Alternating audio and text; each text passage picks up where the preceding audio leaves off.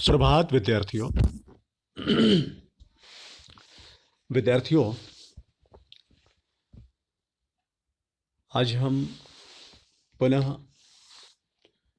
हिंदी अध्ययनशाला में हिंदी विषय का अध्ययन करने के लिए उपस्थित हुए हैं। मुझे उम्मीद है आप लोग भी भली प्रकार से हिंदी पढ़ रहे होंगे, समझ रहे होंगे, अपने कार्य को भी पूरा कर रहे होंगे। और इस समय जो पाठ को पढ़ने के बाद टेस्ट हो रहे हैं, इन टेस्ट में पूछे गए प्रश्नों के उत्तर भी आपको आसानी से आ जा रहे होंगे। यदि कहीं कोई परेशानी हो रही है तो विद्यार्थियों ध्यान दें, अपनी पाठ्यपुस्तक को जरूर पढ़ें, बार बार पढ़ें, परेशानी नहीं होगी। विषय वस्तु से संबंधित जो वीडियो आप लोगों को भेजे जा रहे हैं उन्हें पूरा पूरा जरूर देखें, समझें, आपकी समस्याओं का समाधान होगा। आइए, आज हम हिंदी अध्ययन में हिंदी व्याकरण के पाठ 7 विस्मयादि बोधक अव्यय नामक पाठ का पुनरावृत्ति अध्ययन करें। विद्यार्थियों, यह पाठ छोटा था तो पहले भाग में ही समाप्त हो गया है। दूसरे भाग में इसका केवल पुनरावृत्ति अध्ययन है।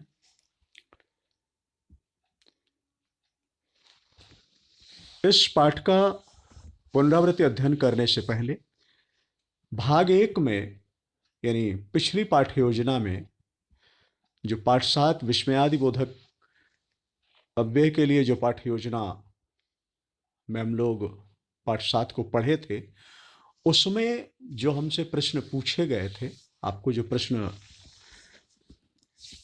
हिंदी व्याकरण के नोटबुक में प्रश्न और उत्तर लिखने के लिए दिया गया था, उन्हीं प्रश्न और उत्तरों का मिलान पहले कर लेते हैं, फिर पुनरावृत्ति अध्ययन के क्रम में आगे बढ़ेंगे। विद्यार्थियों, इस पाठ से संबंधित ये 3 प्रश्न आपको दिए गए थे। पहला, विस्मयादि बोधक शब्द किन 2 शब्दों से मिलकर बना है? इसका उत्तर है, विस्मयादि बोधक शब्द विस्मय, धन आदि शब्दों के मेल से बना है। विस्मय और आदि, इन 2 शब्दों के मेल से विस्मयादि शब्द बना है। विद्यार्थियों, दूसरा प्रश्न था, विस्मयादि बोधक विस्मयादि बोधक अव्यय किसे कहते हैं? तो विस्मयादि बोधक अव्यय, जो शब्द घृणा, भय, शोक, हर्ष, लज्जा, विस्मय, तिरस्कार आदि मनोभावों को प्रकट करते हैं, उन्हें विस्मयादि बोधक अव्यय कहते हैं।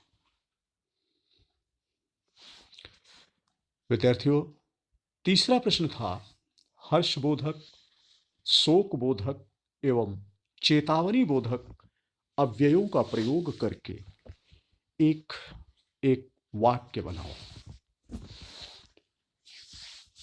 इस प्रश्न के उत्तर में ध्यान दें, हर्षबोधक, हर्षबोधक विस्मयादि बोधक शब्दों के उदाहरण हैं आहा, शाबाश, वाह वाह, धन्य धन्य आदि। इसके लिए उदाहरण वाक्य है, शाबाश, बहुत सुंदर चित्र बना है। शोक बोधक विस्मयादि बोधक अव्यय शब्दों के उदाहरण हैं, उफ, हाय, हे भगवान, हे राम आदि। शोक बोधक,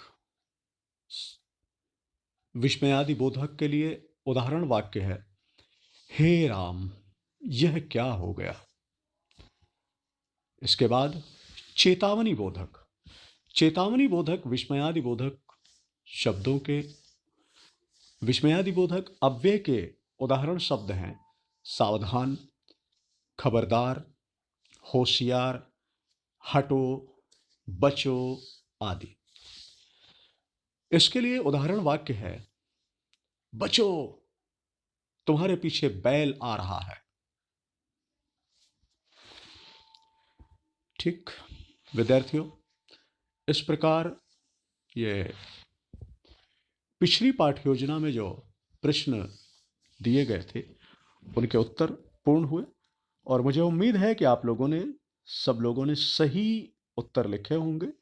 यदि कहीं पर कोई त्रुटि है तो उसका सुधार जरूर कर लें।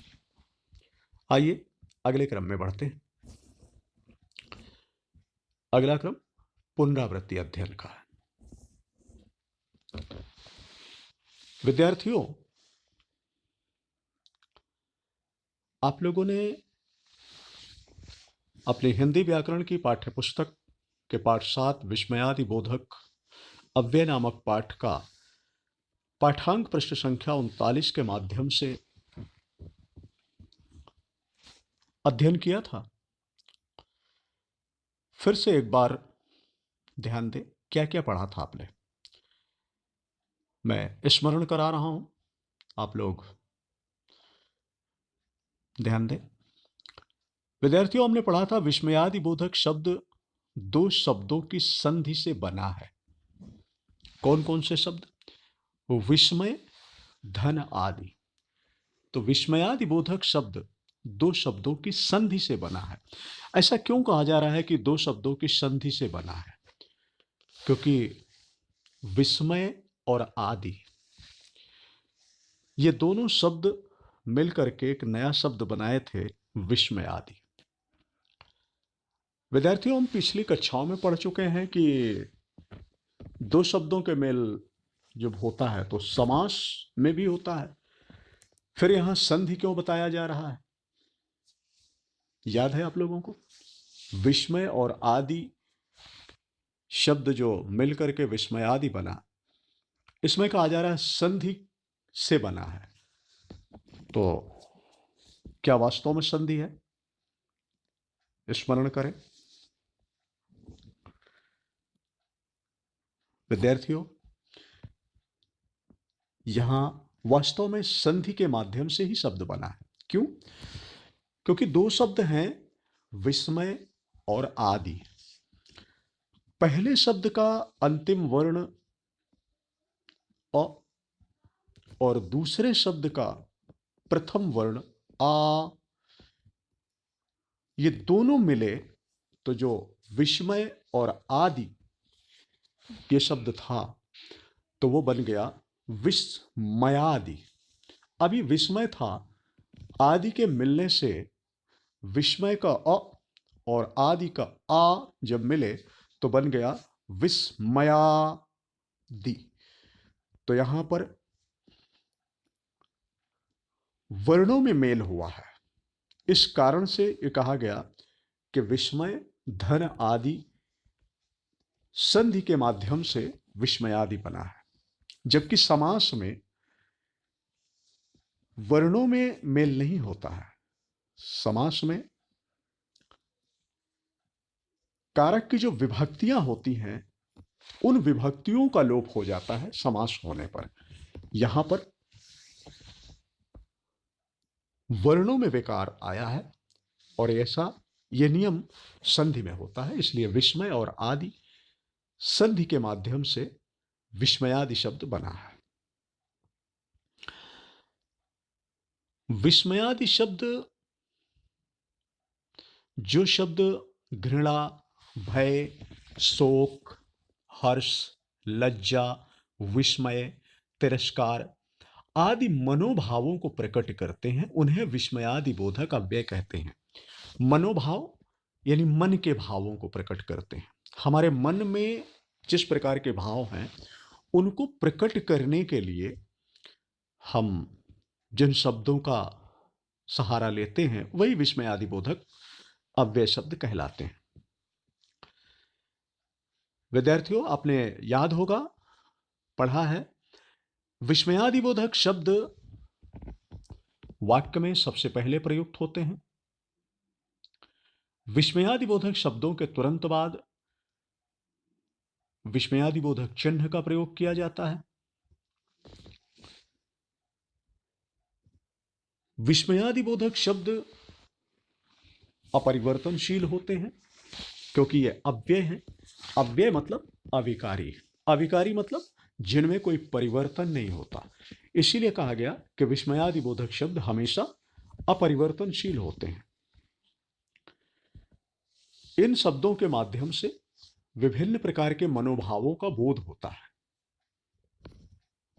विस्मयादिबोधक शब्दों के उच्चारण की ध्वनि अलग प्रकार की होती है, यानी जिस प्रकार के मनोभाव हैं उसको बोलने का तरीका भी उसी प्रकार का होता है।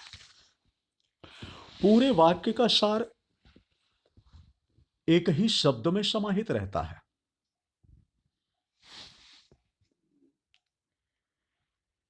ठीक है। विस्मयादिबोधक अव्ययों के प्रकार। विस्मयादिबोधक अव्यय आपको 9 प्रकार के बताए गए थे।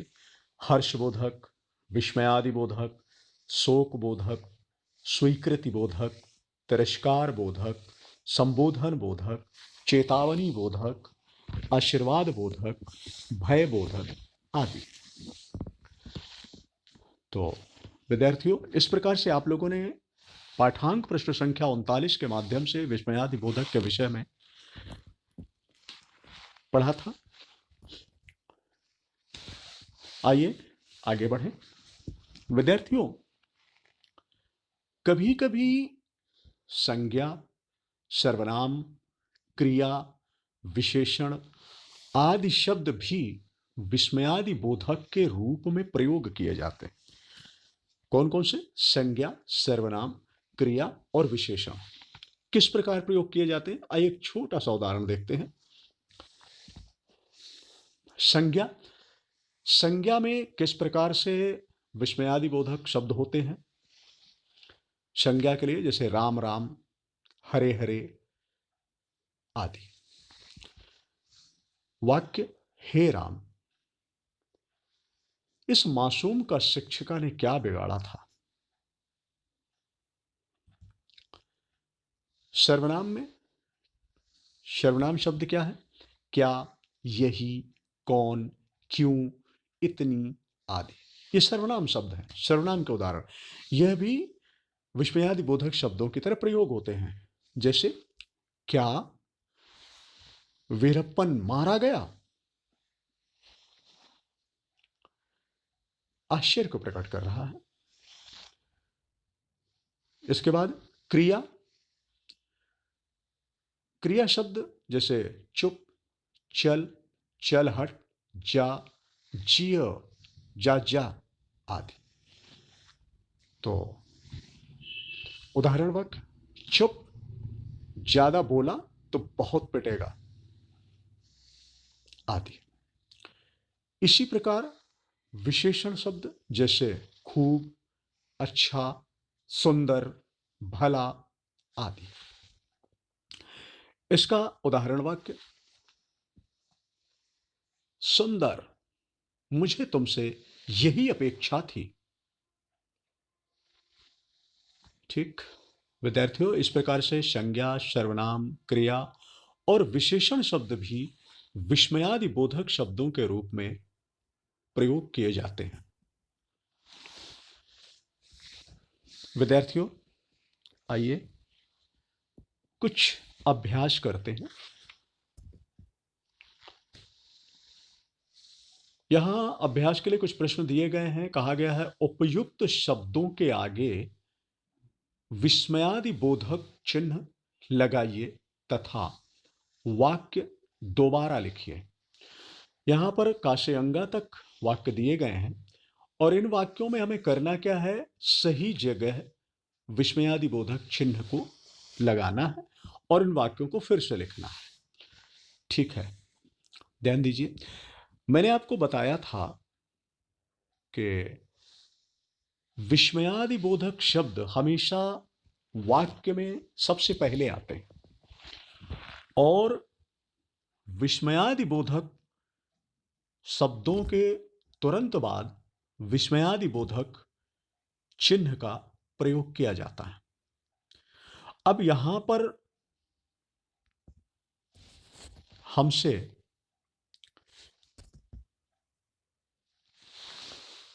विस्मयादिबोधने के लिए कहा जा रहा है, तो वाक्यों को पुनः नहीं लिखना है बल्कि विस्मयादिबोधक चिन्ह को समझना है वास्तव में कहां पर होगा।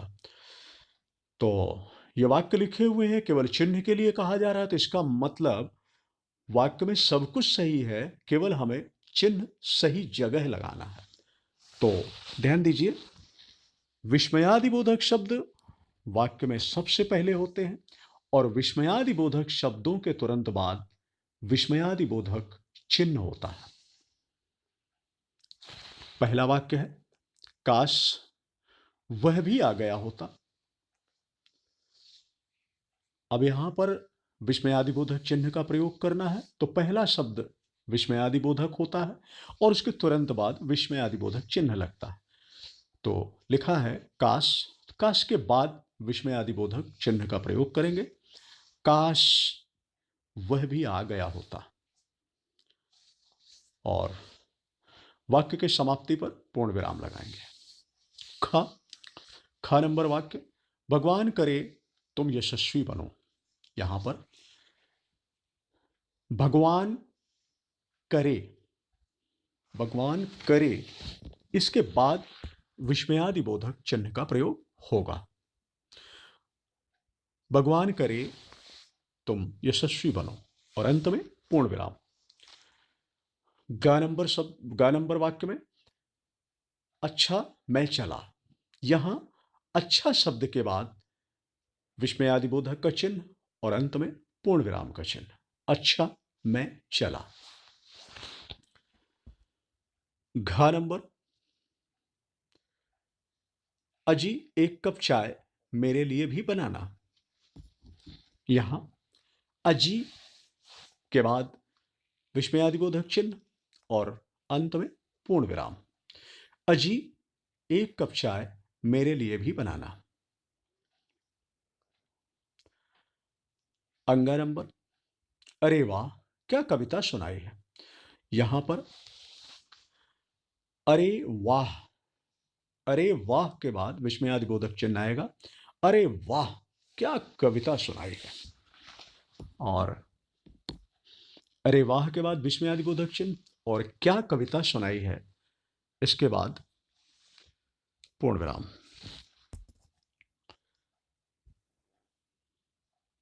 उत्तर देखें, इस प्रकार से उत्तर वाक्य आपको लिखना है।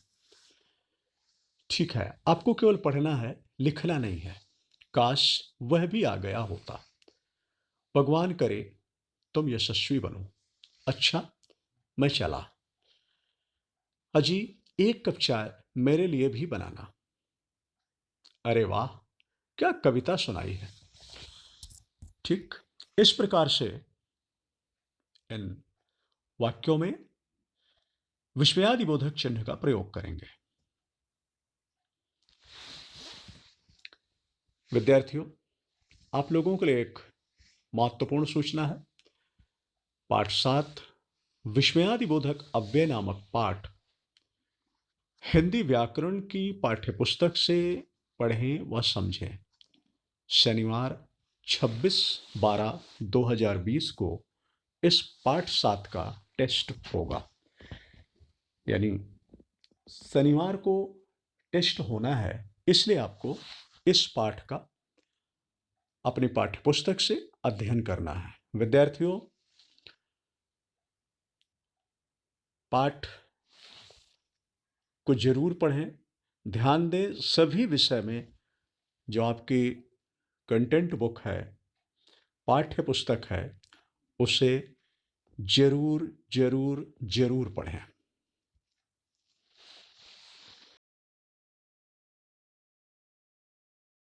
विस्मयादिबोधक अव्यय नामक पाठ हिंदी व्याकरण की पुस्तक से पढ़ें व समझें। आज आपके पास कोई भी लिखित कार्य नहीं है, सब मौखिक है। पाठ 7 आपको पढ़ना है, समझना है। वीडियो देख करके आप पाठ 7 को पढ़ सकते हैं, समझ सकते हैं। अपनी व्याकरण की पुस्तक को पढ़ करके समझ सकते हैं। पढ़ें और समझें।